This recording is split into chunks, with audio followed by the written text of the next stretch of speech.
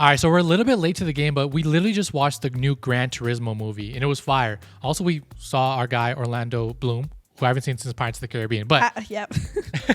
but I digress. Coming back, it was really interesting because we had no idea this was a true story, where they literally found the best eSIM racer in the world on different continents that played Gran Turismo, which is a video game, by the way. It's a realistic driving game. They found the best drivers. They brought them to this academy where they trained them to be actual drivers in real race cars. And then this one guy, I think his name was Jan Hardenborough, if I'm not mistaken, but his name was Jan, and he won the academy, and he actually became a professional racer. Now has gone from eSIM to racing over 800 races in his career. That's crazy. So the question I have for you and everyone watching is like, could this happen in other sports?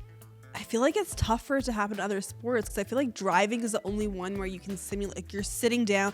It's not like tennis or golf, right? Like you need to learn how to swing. You need to learn how to hold a racket.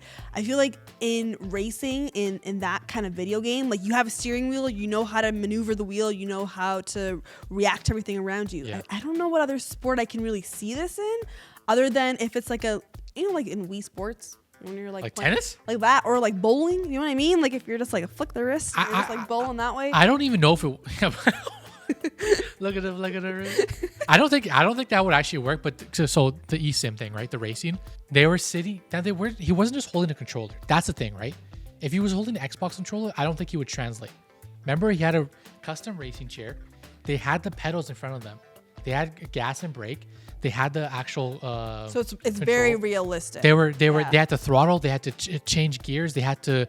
The biggest thing that I thought was interesting was he had done certain racetracks 1,000+ times. And so it's the same thing. And it's the exact same racetrack in real life. Yeah. So he knew the corners. He knew the angles. He knew the way that course moved in different conditions. And I felt like that was so unique because, in my opinion, he may not have been driving a real car, but he had put the same, if not more, hours into that game, which helped him translate into becoming a real race car driver.